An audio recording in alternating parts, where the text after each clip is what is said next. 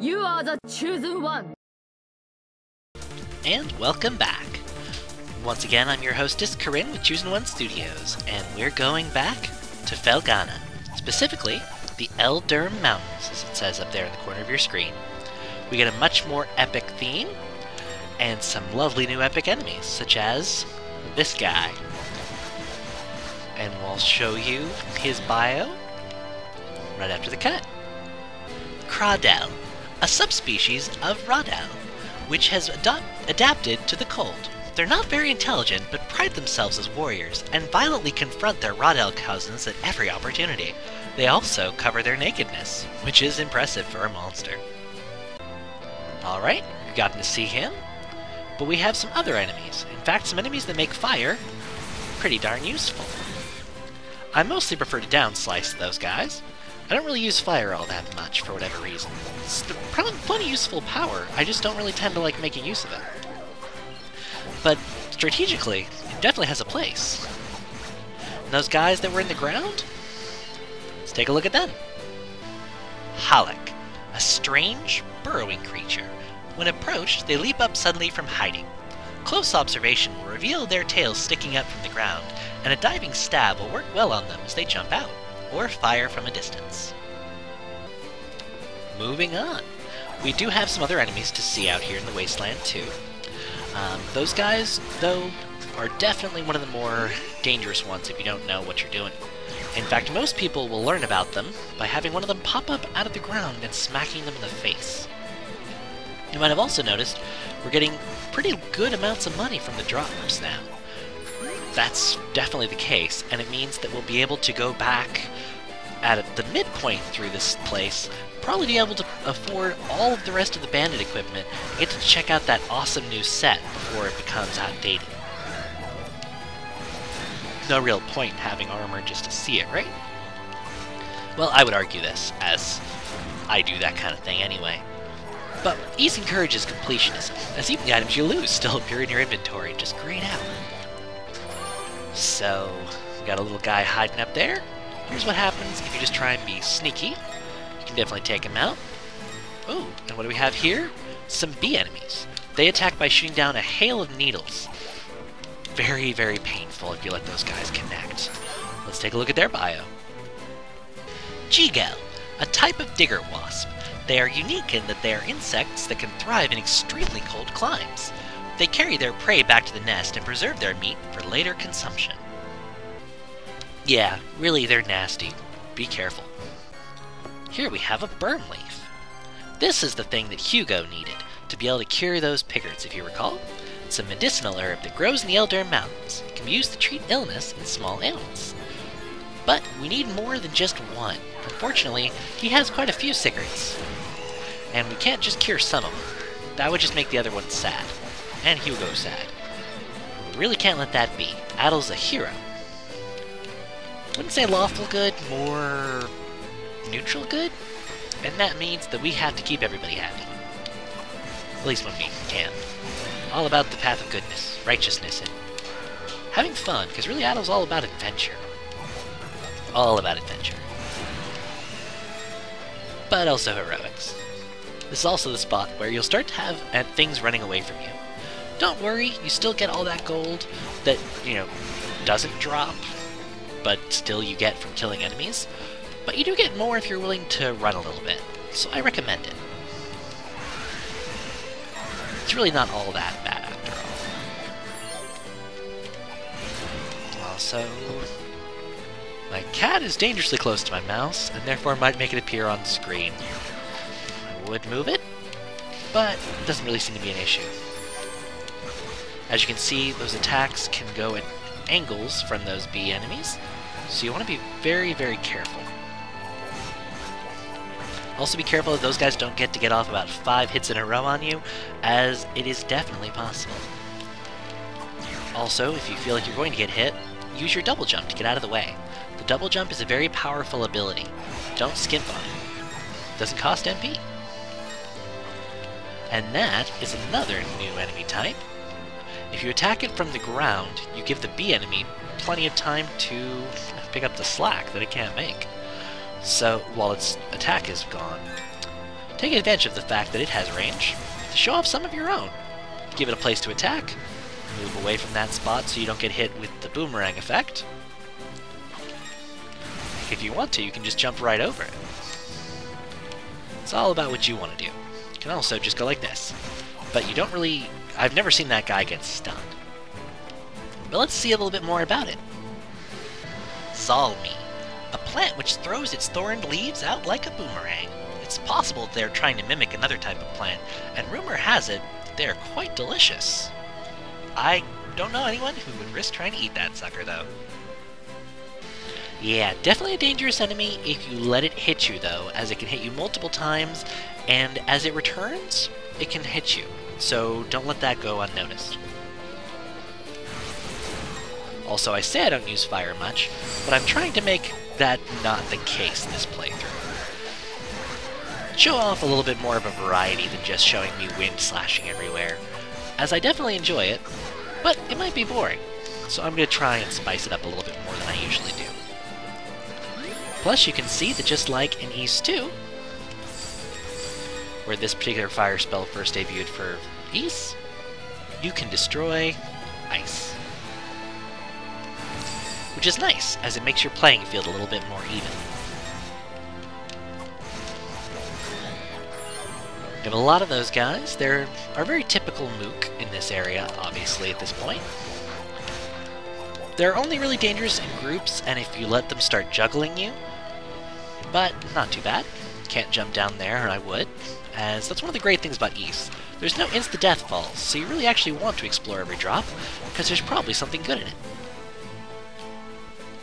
There are exceptions to this, of course, where there's not anything good and you just fall and get delayed, but usually that just means there's either not a lot there, there's at least enemies to kill, or you just have to have something else to be able to have it be useful. Take advantage of the fact that the down slice is an area effect, and you'll get a lot more out of it, as you can hit multiple enemies with that attack. Like I just did.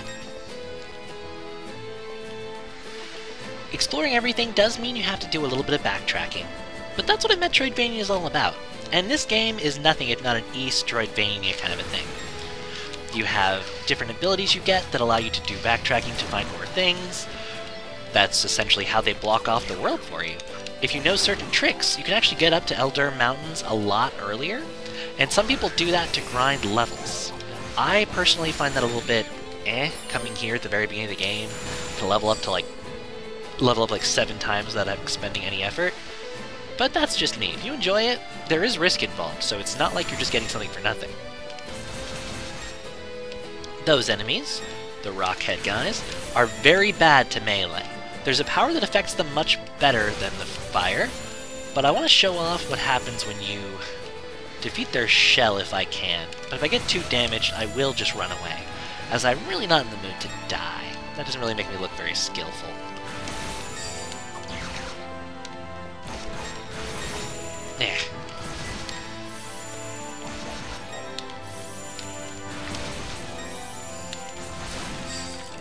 When you kill them with fire, they just break and fall apart. Later on, when we get the power that's much better at killing them, you'll get a different response from them. Ow! Might have let that guy hit me a little bit too much. This floor is slippery, and as was mentioned, there is something that would make that less of a worry, but we can't possibly have it yet.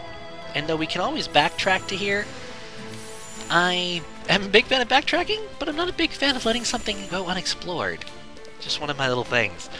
Which means that we have to be very quickly to make sure that that guy doesn't follow us. You have to sort of lead them along for that to be able to happen. Whoa! Those guys need a little bit more time to follow. This game likes to show me that you don't want to underestimate things. Because, for example, all those enemies I was just criticizing for being weak now have a chance to actually kill me. Whew. There's another berm leaf. We almost have all of them.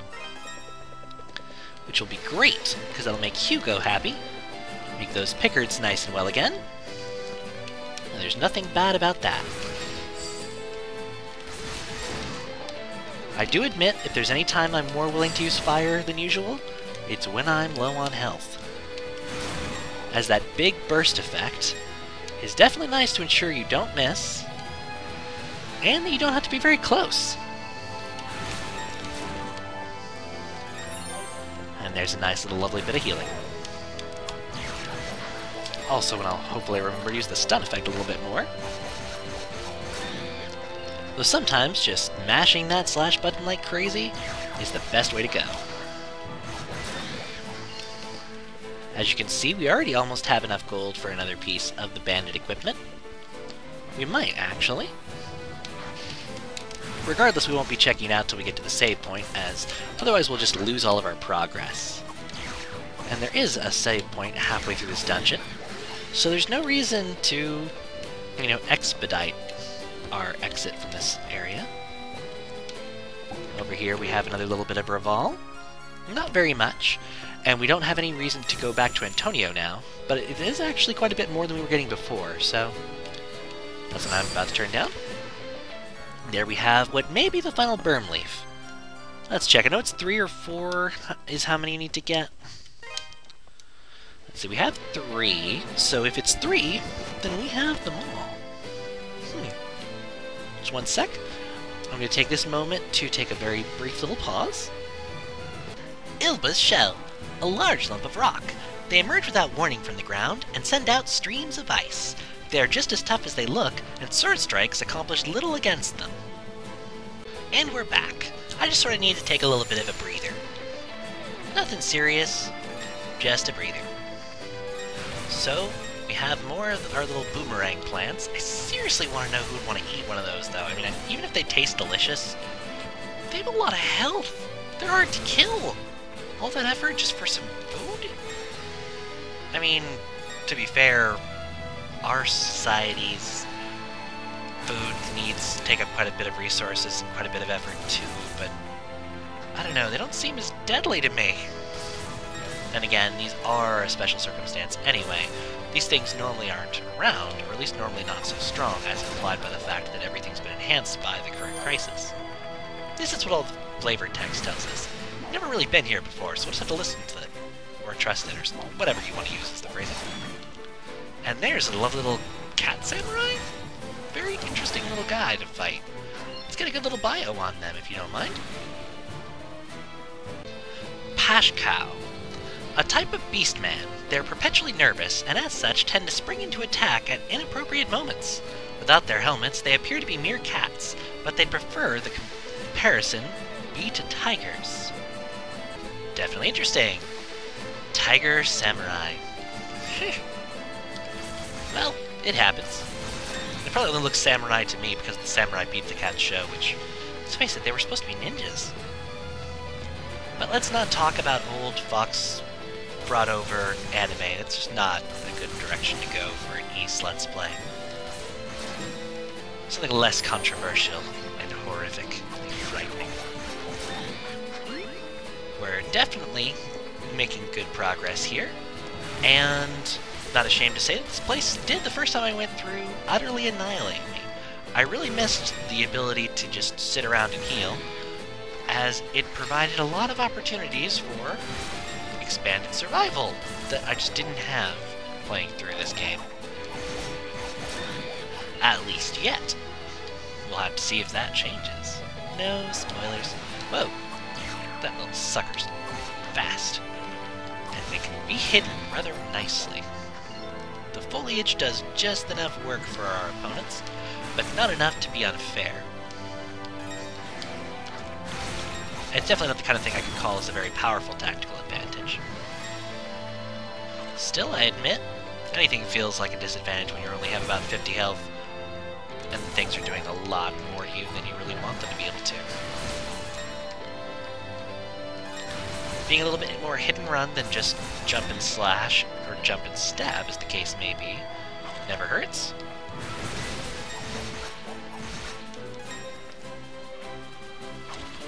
Just remember never to get between that plant and where it shot out its little prongs from, or it really is a boomerang. You won't see me demonstrating that, as I'm really not in the mood to die, or take hits any more than I absolutely need to. I'm already going to be taking more than I want to. Also, you see that there's a little treasure chest over there? Don't worry, I see it. I will not be missing it.